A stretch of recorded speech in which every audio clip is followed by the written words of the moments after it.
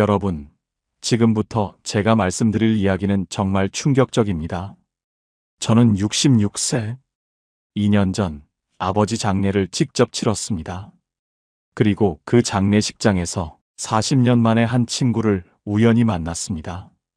알고 보니 30년 경력의 장례 지도사였습니다. 발인을 마치고 그 친구와 소주 한잔 했는데 그날 밤 그 친구가 숨겨왔던 업계의 더러운 진실을 처음으로 제게 털어놓았습니다. 오늘은 그때 들었던 이야기, 아무도 말하지 않았던 3.1장 카르텔의 실체를 모두 말씀드리겠습니다. 이 영상을 끝까지 들으시면 3가지를 얻어가실 수 있습니다. 첫째, 3.1장이 왜 이제 의미가 없는지 현실적 이유. 둘째, 장례 비용을 3분의 1로 줄이는 구체적인 방법. 셋째, 오늘 당장 가족과 나눠야 할 대화들. 30분이 절대 아깝지 않을 겁니다. 준비되셨습니까? 바로 시작하겠습니다. 2년 전 그날 3.1장의 실체. 통계를 먼저 보시죠. 1996년 일본 평균 조문객 수 180명입니다. 장례식장이 발 디딜 틈이 없었습니다. 그런데 17년 후인 2013년 46명으로 줄었습니다. 4분의 1 토막입니다. 그리고 지금 2025년 단 8명입니다. 22분의 1로 줄어든 겁니다. 이것은 단순한 변화가 아닙니다. 3.1장이라는 시스템 자체가 완전히 무너지고 있다는 충격적인 증거입니다. 여러분, 이게 남의 나라 얘기로 들리십니까? 절대 아닙니다. 우리나라는 일본보다 3배 빠른 속도로 이 변화를 겪고 있습니다. 지금 이 순간에도 전국 장례식장 절반 이상이 텅텅 비어 있습니다. 그런데도 3.1장 비용은 2천만 원을 넘나들고 있어요. 도대체 누구를 위한 3.1장입니까? 제가 2년 전 직접 겪은 일을 말씀드리겠습니다. 아버지가 88세에 돌아가셨습니다. 당시 저는 64세, 60세에 회사를 나왔으니 은퇴한 지 4년이 지난 상태였습니다. 저는 당연히 3.1장을 했습니다. 그게 예의인 줄 알았으니까요.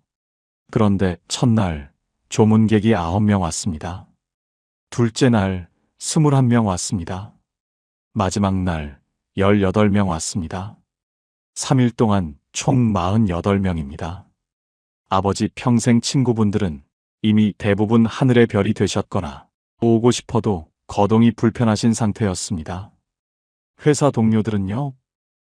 저는 이미 은퇴한 지 4년. 회사 사람들은 이미 제 연락처도 지운 상태였죠. 동료라는 이름으로 올 사람이 거의 없었습니다. 저는 그 3일 동안 텅 빈 장례식장에서 올지 안 올지 모르는 조문객을 기다릴 뿐이었습니다. 그리고 받은 청구서 1,850만 원이었습니다. 부조금으로 들어온 돈은 430만 원. 결국 1,420만 원을 제가 부담했습니다.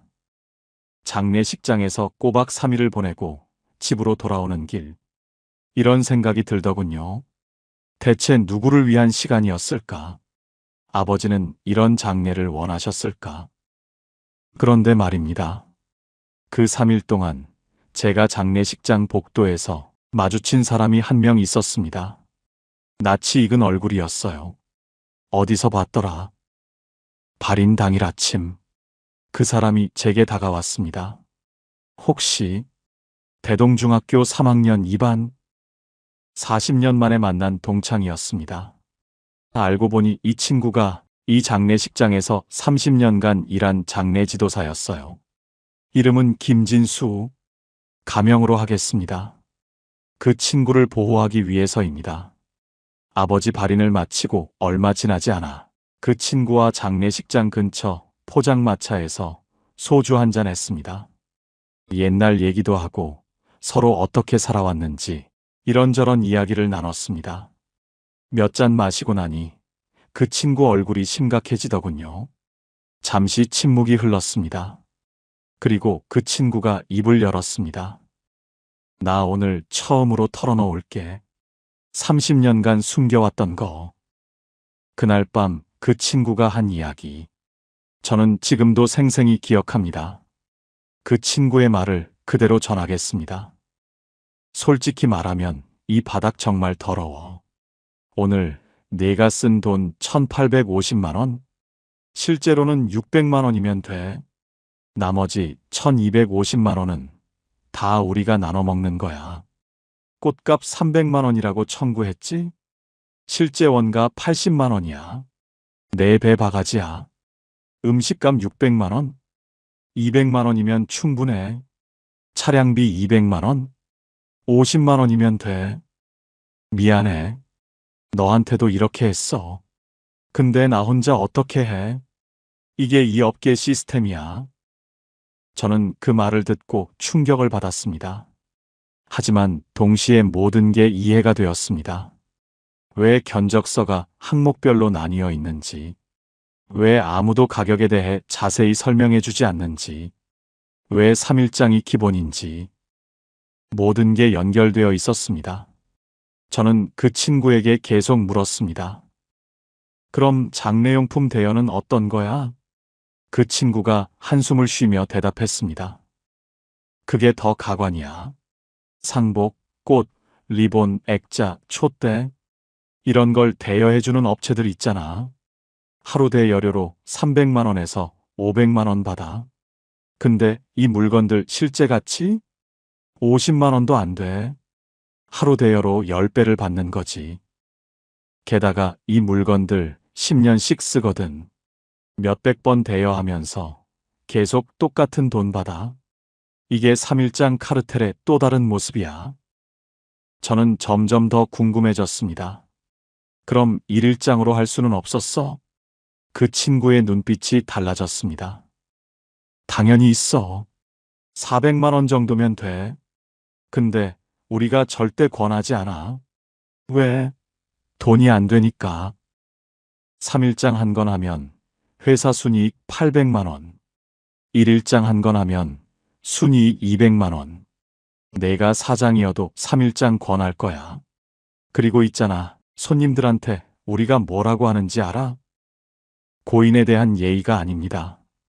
요즘 그렇게 하시는 분 없습니다. 조상님 벌 받습니다. 이렇게 협박하는 거지. 특히 나이 드신 분들은 이 말 들으면 절대 1일장 못해. 체면 중요하게 생각하시잖아. 이게 업계에서 30년간 써먹은 수법이야. 그 순간 깨달았습니다. 이건 단순히 한두 업체의 문제가 아니라 업계 전체의 시스템이라는 것을. 그리고 제가 아버지 장례를 치르면서 느꼈던 그 이상한 압박감의 정체를 알게 되었습니다. 저는 소주를 한 잔 더 마시고 다시 물었습니다. 그런데 요즘 조문객이 거의 안 온다며? 그럼 가격이 내려가야 정상 아니야? 그 친구가 쓴웃음을 지었습니다. 그게 더 가관이야. 전국 장례식장 평균 가동률이 35%야. 3분의 2가 비어 있다는 말이지. 그런데도 가격은 계속 올라. 왜? 손님이 줄어드니까 한 건당 더 많이 받아야 된대. 2020년 평균 1,200만 원이었는데 지금은 1,800만 원이야. 수요 공급 법칙? 여기선 안 통해. 우리끼리 가격 담합하거든. 새로 생긴 장례식장? 처음엔 싸게 시작해. 그럼 우리가 뭐라고 하는지 알아? 저렴한 데는 다 이유가 있다. 서비스가 엉망이다. 이렇게 소문 내버려. 그러면 결국 그 업체도 가격 올려. 이게 30년간 내가 본 3일장 카르텔의 실체야. 그 친구는 계속 말을 이었습니다. 더 웃긴 게 뭔 줄 알아? 장례식장 관계자들, 자기 부모님 장례는 어떻게 치르는지 대부분 1일장으로 해. 왜겠어? 3일장이 얼마나 의미 없는 일인지 누구보다 잘 알고 있으니까. 손님들한테는 3일장 권하면서 정작 자기는 1일장 하는 거야. 저는 그날 밤 그 친구와 새벽까지 이야기를 나눴습니다. 그리고 집에 돌아와서 결심했습니다. 이 진실을 언젠가는 꼭 알려야겠다고. 잠깐 여기서 여러분께 부탁드립니다. 지금 이 순간 핸드폰 메모장을 여세요. 나는 이런 장례식을 원한다.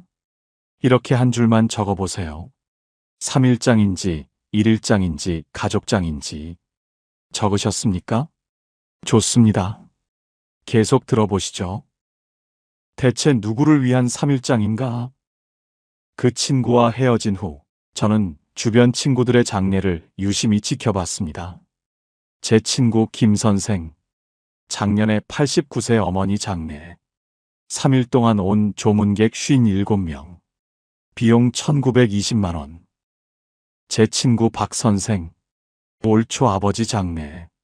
3일 동안 온 조문객 68명. 비용 2100만 원.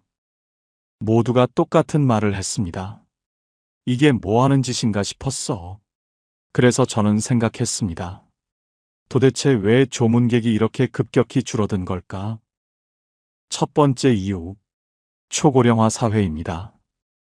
80세, 90세에 돌아가시는 분들의 친구나 동료들은 이미 대부분 하늘의 별이 되셨거나 살아계셔도 거동이 불편해서 조문을 올 수 없어요. 실제로 제 어머님이 지금 82세인데 친구분들이 한 10여 명 남짓 살아계십니다. 그런데 만날 수 있는 분은 딱 2명입니다. 나머지 분들은 걸어서 외출하기가 힘든 상태예요. 두 번째는 은퇴 문화의 변화입니다. 요즘은 60세면 대부분 은퇴합니다. 저도 60세에 회사를 나왔습니다. 아버지가 돌아가신 건 은퇴 4년 후 회사 동료라는 이름으로 올 조문객이 이미 아예 없었던 겁니다. 예전처럼 직장에서 단체로 조문 오는 일은 거의 사라졌습니다. 세 번째는 디지털 문화입니다. 카카오페이나 계좌이체로 조의금을 보내고 문자 한 통으로 조문을 대신하는 시대가 되었어요. 직접 가야 예의라던 과거와는 완전히 달라진 거죠. 네 번째는 코로나19의 영향입니다. 팬데믹 이후 모이지 말라는 정부 지침이 장례 문화까지 완전히 바꿔버렸어요. 그때 생겨난 게 온라인 조문과 비대면 발인입니다. 마지막으로 30년 전과 지금의 가장 큰 차이. 바로 죽음의 장소입니다. 1990년대만 해도 집에서 임종을 맞는 경우가 70% 이상이었는데 지금은 단 5%밖에 안 됩니다. 95%가 병원에서 세상을 떠나는 거예요. 이것이 3일장에 미치는 영향은 정말 큽니다. 병원에서 임종을 맞으면 의료진의 안내에 따라 몇 시간 만에 모든 절차가 진행되거든요. 자연스럽게 장례 기간도 짧아질 수밖에 없는 구조가 된 겁니다. 하나 더, 핵가족화와 1인 가구 증가도 큰 영향을 미쳤습니다. 통계를 보면 더 충격적입니다. 1980년대 평균 가구원 수가 4.5명이었는데 지금은 2.3명입니다. 절반으로 줄어든 거예요. 1인 가구 비율도 30%를 넘어서고 있습니다. 이런 상황에서 3일장을 치른다는 것 자체가 의미가 없어지는 거죠. 장례를 치를 상주조차 혼자인 경우가 많고 자식들도 멀리 살거나 해외에 있는 경우가 늘어나고 있어요. 제가 2년 전 아버지 장례를 치르면서 그 친구가 했던 말이 생각납니다. 지금 장례식장들 거의 절반이 비어 있어. 우리는 계속 3일장을 권해. 이 시스템을 바꿀 수 있는 사람은 결국 업계 사람들이 아니야. 바로 자네 같은 사람들이야. 손님들이 바뀌어야 이 시스템이 바뀌어. 그 말이 맞았습니다. 우리가 바뀌어야 합니다. 자, 여기서 퀴즈 하나 내겠습니다. 장례식장 계약서에 숨겨진 대부분의 사람들이 모르는 조항이 있습니다. 이걸 알면 위약금 없이 1일장으로 바꿀 수 있어요. 무슨 조항일까요? 한번 생각해 보세요. 정답은 바로 24시간 이내 취소 시 위약금 없음 조항입니다. 이것도 그날 밤 친구가 알려준 겁니다. 계약서 작은 글씨로 써 있어. 24시간 안에 취소하면 위약금 없어. 근데 우리가 절대 말 안 해. 손님들도 몰라. 그냥 3일장 하는 거지. 제가 아내 동생 가족에게 들은 이야기입니다. 2019년에 있었던 일인데 아버지가 83세에 돌아가셨어요. 아버지의 장례를 3일장으로 치렀는데 총 비용이 2,500만 원이 나왔습니다. 그런데 조문객은 3일 내내 30명도 안 왔어요. 부조금으로 들어온 돈은 고작 400만 원이었습니다. 결국 이 가족은 아버지가 평생 모은 적금 2천만 원을 모두 장례비로 써버렸어요. 더 가슴 아픈 건 장례가 끝나고 어머니가 하신 말씀이었습니다. 아버지가 살아계실 때는 검소하게 사셨는데 돌아가시고 나서 이렇게 큰 돈을 쓰게 되다니. 이게 바로 3일장의 현주소입니다.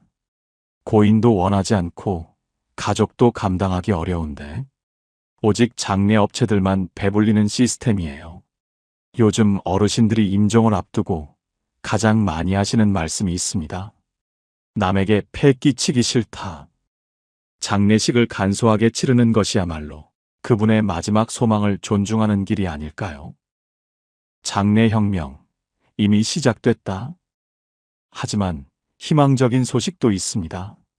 지금 우리나라에서 장례혁명이 일어나고 있습니다. 일일장의 비율이 2010년 2%에서 2025년 18%로 급증했습니다. 이것은 단순히 시간을 줄이는 것이 아니라 장래의 본질을 바꾸는 혁명입니다. 세계를 움직였던 현명한 리더들은 자신의 마지막을 어떻게 준비했을까요? 프랑스의 드골 대통령. 이분은 아주 구체적인 유언을 남겼습니다. 나는 국장을 거부한다. 고향 공동묘지에 먼저 간 내 딸 옆에 묻어달라. 비석에는 이름과 연도만 새겨라. 그리고 장례식에는 어떤 고위 인사의 참석도 거절한다. 화려함보다는 소박함, 형식보다는 의미를 택한 그의 마지막 모습에서 진정한 품격이 느껴집니다. 세계의 연인, 배우 오드리 헵번. 그녀는 화려한 스크린 속 모습과는 달리 스위스의 작은 마을에서 조용히 노후를 살았습니다. 그녀의 장례식은 어땠을까요? 가족과 가까운 친구 몇 명만 모여서 작은 곳에서 조촐하게 치렀다고 합니다. 이 장례식에 참석했던 동료 배우 그레고리 팩은 그녀가 생전에 좋아했던 시를 낭독하며 추모했다고 합니다. 요란한 스포트라이트 대신 따뜻한 진심만이 가득했던 그녀의 마지막은 아름다운 마무리가 무엇인지 보여주고 있습니다. 세계적인 배우 마를린 멀로의 장례식은 단 30여 명만 참석했다고 합니다. 화려한 삶과 달리 마지막 순간만큼은 진정한 애도 속에서 평온을 찾았다고 합니다. 저는 이들의 이야기를 보면서 깨달았습니다. 장례는 살아있는 자식들이 아니라 고인의 뜻에 따라서 진행되어야 한다는 것을요. 이제 우리나라에도 새로운 흐름이 시작되었습니다. 일일장은 조문객 대신 가족이 고인에만 집중하는 형태입니다. 형식보다 진심, 절차보다 감정에 집중하는 거죠. 실제로 일일장을 선택한 한 가족이 저에게 이런 말을 했습니다. 아버지 장례를 하루 만에 치렀지만 그 하루가 평생 잊지 못할 만큼 깊었습니다. 하루 동안 아버지만 생각하며 보낸 시간이 훨씬 의미 있었습니다. 가족장도 새로운 트렌드입니다. 장례식장 대신 집에서 음악을 틀고 추억의 영상을 함께 보면서 고인을 보내드리는 방식이에요. 마치 생일 파티처럼 고인을 중심으로 한 마지막 모임이 되는 거죠. 제가 최근에 본 한 가족장 사례를 말씀드리겠습니다. 78세 할머니가 돌아가셨는데 가족들이 조문객을 받지 않고 가족끼리만 모였습니다.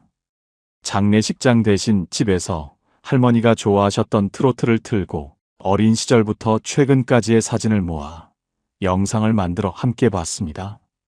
자식들이 할머니와의 추억을 하나씩 이야기하고 할머니가 좋아하셨던 잔치국수를 끓여서 함께 나눠 먹었습니다. 눈물도 있었지만 웃음이 더 많았어요. 할머니의 삶을 진정으로 기리는 시간이었죠. 이런 가족장이 끝나고 가족들이 하신 말씀이 정말 인상 깊었습니다. 3일 동안 조문객 받느라 정신없이 보내는 것보다 하루 동안 어머님만 생각하며 보낸 시간이 훨씬 의미 있었어요. 어머니도 이렇게 치러드리는 걸 더 좋아하실 것 같아요. 자, 여기서 또 하나 질문을 드리겠습니다. 생전 장례식이라는 게 있습니다. 살아있을 때 자신의 장례를 미리 치르는 의식인데요. 혹시 들어보신 적 있으신지요? 해외 50대, 60대 분들 사이에서 인기를 끌고 있어요. 죽음을 미리 직면함으로써 삶의 마지막을 스스로 설계하는 존엄의 선언이기도 하거든요. 작년에 제가 접한 생전 장례식에서는 말기암 진단을 받은 65세 한 분이 친구들을 초대해서 자신의 삶을 돌아보며 감사의 편지를 전했어요. 눈물도 있었지만 웃음이 더 많았죠. 그분이 마지막에 하신 말씀이 정말 인상 깊었습니다. 죽음을 미리 준비하니까 남은 삶이 더 소중해졌어요. 사랑한다. 고맙다. 덕분에 행복했다. 무엇보다 그동안 전하지 못했던 말들을 생전에 전할 수 있어 뜻깊은 시간이었어요. 이제 하루하루를 후회 없이 살 수 있을 것 같아요. 자연장도 새로운 흐름입니다. 수목장이나 산골의 비율이 10년 사이에 5배 증가했어요. 도시에서 묘지를 관리하기 어렵고 환경을 생각하는 세대가 늘어나면서 자연으로 돌아가는 장례가 인기를 끌고 있습니다. 실제로 자연장을 선택한 한 가족의 이야기입니다. 85세 할아버지가 평생 등산을 좋아하셨던 분인데 돌아가시기 전에 자녀들에게 이런 유언을 남기셨어요. 나는 평생 산을 좋아했으니 죽어서도 산에 묻어달라. 비싼 묘지에 들어가서 자손들에게 부담 주기보다는 나무 아래에서 새들과 함께 있고 싶다. 그래서 가족들이 수목장을 선택했는데 정말 아름다운 이별이었어요. 할아버지가 좋아하셨던 소나무 아래에 유골을 묻고 매년 그 나무를 보러 온다고 하더군요. 기술의 발전으로 장례에도 큰 변화가 일어나고 있습니다. 디지털 추모관, 온라인 메모리얼이라는 개념이 생겼어요. 고인의 음성과 영상을 온라인 공간에 영구 저장해서 언제든 다시 만날 수 있게 하는 서비스입니다. 작년에 한 분의 가족이 디지털 추모관을 만들었습니다. 그분이 생전에 녹음한 음성 메시지, 가족들과 함께 찍은 영상, 일상의 모습들을 모두 모아서 온라인 공간에 만든 거죠. 죽음이 끝이 아니라 기억의 형태로 이어지는 시대가 된 겁니다. 이렇듯 장래에 있어 진정 중요한 것은 얼마나 오랫동안 하는 그 기간이 아니라 얼마나 깊이 있게 애도하느냐 하는 진심이 아닐까요? 존엄한 마지막을 위한 준비. 이제 구체적인 준비 방법을 말씀드리겠습니다. 존엄한 죽음을 위해서는 미리 준비가 필요합니다. 첫 번째, 사전 연명의료 의향서를 작성하는 것입니다. 2024년 기준으로 250만 명 이상이 이 서류를 작성했습니다. 자신의 마지막을 스스로 설계하겠다는 성숙한 선택이죠. 사전 연명의료 의향서에는 어떤 내용이 들어갈까요? 인공호흡기 사용 여부, 심폐소생술 시행 여부, 혈액투석 여부, 항암 치료 여부 등을 미리 정해둘 수 있습니다. 이걸 작성하지 않으면 어떻게 될까요? 가족들이 엄청난 고민에 빠집니다. 이렇게 하는 게 아버지가 원하시는 일일까? 하면서 밤잠을 못 이루는 거예요. 두 번째, 유언장을 준비하세요. 재산뿐만 아니라 장례 방식, 매장이나 화장 여부, 종교적 의식 여부 등을 구체적으로 정해두면 가족들이 혼란스러워하지 않습니다. 세 번째, 가족과 함께 장례 방식에 대해 미리 상의해 보세요. 나는 3일장보다 1일장을 원한다. 조문객보다 가족 중심으로 하고 싶다. 이런 솔직한 마음을 나누는 겁니다. 처음엔 좀 어색할 수 있습니다. 하지만 이런 대화를 통해서 서로의 진심을 알게 되고 막연했던 두려움이 사라지는 경험을 하게 됩니다. 그런데 가족과 대화할 때 이런 반응을 들을 수 있습니다. 아버지, 그래도 체면이 있죠. 우리도 부끄럽습니다. 이럴 때는 이렇게 말씀해 보세요. 내 장래는 내가 정하는 거다. 너희 체면보다 내 뜻이 먼저다. 나는 너희가 3일 동안 고생하는 걸 보고 싶지 않다.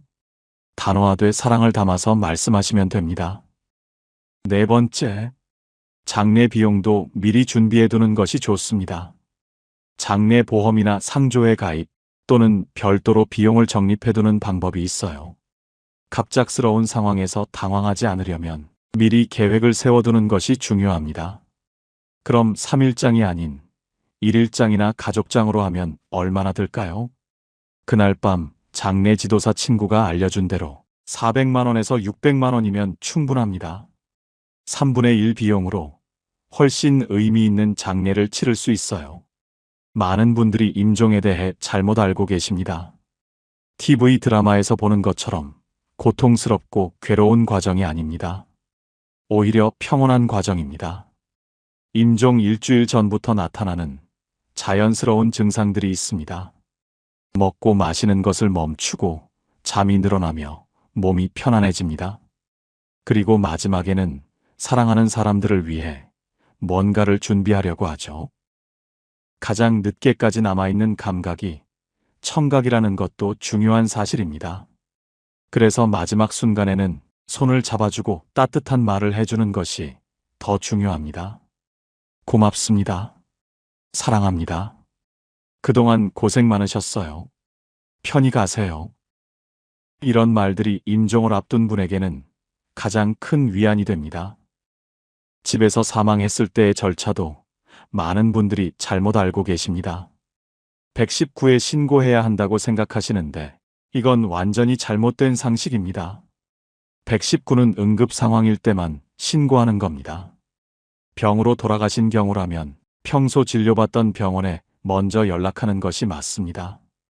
병원에 연락하면 앰뷸런스를 보내주고 의사의 진단을 받아 사망진단서를 발급받을 수 있습니다. 만약 119에 신고하면 어떻게 될까요? 경찰이 출동해서 사건성 여부를 조사합니다. 이 과정에서 최소 6시간에서 길게는 24시간까지 걸릴 수 있어요. 가족들이 불필요한 고생을 하게 되는 거죠. 그리고 존엄한 죽음을 위해서는 완화의료가 반드시 필요합니다. 이것은 치료를 포기한다는 뜻이 아니라 통증과 불안을 줄이고 남은 시간을 평화롭게 보내기 위한 적극적 의료입니다. 완화의료를 받은 환자일수록 마지막 순간까지 미소를 지을 확률이 높다는 연구 결과도 있습니다. 호스피스에서 보면 정말 많은 것을 배웁니다. 죽음을 앞둔 환자들이 마지막에 하는 말들이 비슷해요. 조금만 더 사랑할 걸, 조금만 더 미안하다고 말할 걸, 이런 말들입니다. 장례를 준비하는 것은 삶을 포기하는 게 아니라 삶을 더 단단하게 만드는 과정입니다. 삶의 유한함을 알면 오늘의 인연을 더 소중히 여기게 됩니다. 나의 마지막은 어떻게 기억되고 싶은가? 저는 66세입니다. 저도 이제 제 마지막에 대해 진지하게 생각해 봐야 할 나이가 되었습니다. 2년 전 아버지 장례를 치르면서 그리고 장례 지도사 친구와의 대화를 통해서 저는 제 마지막에 대해 확실하게 결정했습니다. 저는 3일장을 원하지 않습니다. 너무 깁니다. 반나절만 모여서 애도를 하고 다시 자신의 일상으로 돌아가라고 자식들에게 얘기하고 싶습니다. 장례식장에서 형식적인 인사를 나누는 것보다 집에서 제가 좋아했던 음악을 틀어놓고 가족들이 편안하게 추억을 나누는 시간을 가졌으면 합니다. 제가 찍었던 사진들을 보면서 웃고 제가 남긴 이야기들을 나누면서 저를 기억해주면 좋겠습니다. 화환과 조화로 가득한 장례식장보다 소나무 한 그루 아래에 묻혀서 자연으로 돌아가고 싶습니다. 비싼 묘비보다는 그냥 여기 한 사람이 살다 갔다는 작은 표시만 있으면 충분합니다. 그리고 저는 이미 아내와 자녀들에게 이 이야기를 했습니다. 처음엔 조금 어색했습니다. 하지만 대화를 나누고 나니 오히려 마음이 편해졌습니다. 아내가 그러더군요. 당신 말이 맞아요. 저도 그렇게 해주세요. 우리 서로 약속해요. 이제 여러분께 질문을 드립니다. 여러분은 자신의 마지막, 그 장례식을 자식에게 어떻게 해달라고 유언을 하실 건가요? 형식에 갇혀서 의미를 잃은 3일장을 원하십니까? 아니면 짧지만 깊이 있게 진심으로 애도받는 마지막을 원하십니까? 조문객의 숫자로 여러분의 인생이 평가받길 원하십니까? 아니면 사랑하는 가족들의 기억 속에 따뜻하게 남길 원하십니까? 장례의 품격은 조문객의 숫자가 아니라 추모의 깊이로 완성됩니다. 3일장이든 1일장이든 중요한 것은 그 시간 동안 우리가 얼마나 진심으로 고인을 보내드렸는가입니다. 1일장이라도 고인을 추모하며 그의 인생을 이야기하고 감사와 사랑을 전했다면 그것이 가장 완전한 장례입니다. 이제 장례는 더 이상 슬픔만의 의식이 아닙니다. 가족이 함께 고인을 기리고 그의 삶을 축복하는 마지막 축제가 되고 있습니다. 3일장이 사라진다고 해서 이별의 의미가 사라지는 것은 아닙니다. 형식이 바뀌었을 뿐 사랑은 여전히 이어지고 있습니다. 죽음을 바라보는 태도도 변하고 있습니다. 예전에는 죽음을 두려운 것, 멀리해야 할 것으로 여겼습니다. 그래서 장례는 두려움과 음습함의 의식이었죠. 하지만 이제는 죽음을 자연스러운 삶의 한 과정으로 봅니다.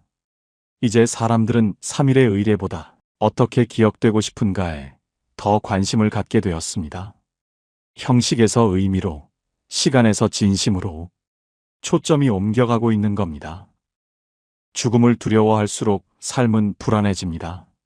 하지만 죽음을 인정하면 오히려 삶이 더 단단해집니다. 존엄한 죽음은 운명이 아닙니다. 누구나 준비할 수 있는 선택입니다. 죽음을 두려워하지 말고 당신의 마지막을 존엄하게 설계하시기 바랍니다. 오늘 이 이야기를 끝내면서 여러분께 부탁드립니다. 오늘 영상이 끝나면 가족들과 함께 모여서 서로의 마지막 모습에 대해서 솔직하게 한번 얘기를 나눠보시기 바랍니다. 나는 장례식을 이렇게 치렀으면 좋겠다. 이렇게 이야기를 나눠보는 겁니다. 화려한 것보다 소박하게 보냈으면 좋겠다. 나는 3일장이 너무 힘들 것 같다. 이런 솔직한 마음을 나눠보는 겁니다. 처음엔 좀 어색할 수 있습니다. 하지만 이런 대화를 통해서 서로의 진심을 알게 되고 막연했던 두려움이 사라지는 경험을 하게 될 겁니다. 무엇보다 살아가는 가족에게 가장 큰 배려를 준비하는 첫걸음이 될 겁니다. 인생도 글쓰기와 다르지 않습니다. 마지막 문장을 먼저 생각하면 글 전체의 흐름이 일관성을 갖게 되듯이 우리도 시간과 마음을 투자해 자신의 마지막 모습을 용기 있게 마주해보면 좋겠습니다. 삶은 마지막을 생각하는 순간 더 찬란해지는 법이니까요. 오늘의 이야기가 의미 있었던 분들은 댓글에 존엄한 선택이라고 적어주세요. 그것이 바로 존엄한 죽음을 향한 첫 번째 걸음이 될 것입니다. 오늘의 한 줄 메시지입니다. 장례의 품격은 조문객의 숫자가 아닌 추모의 깊이로 완성됩니다. 이제 여러분은 어떤 마지막을 원하십니까? 여러분의 선택을 응원합니다. 그리고 혹시 비슷한 경험이 있으시거나 고민이 있으시다면 댓글로 나눠주세요. 오늘 이야기가 도움이 되셨다면 구독과 좋아요도 부탁드립니다. 여러분의 응원이 나이들의 품격을 가꾸는 힘입니다. 황금빛으로 물들어가는 여러분들의 건강하고 행복한 인생 이막을 응원합니다. 끝까지 시청해주셔서 감사합니다.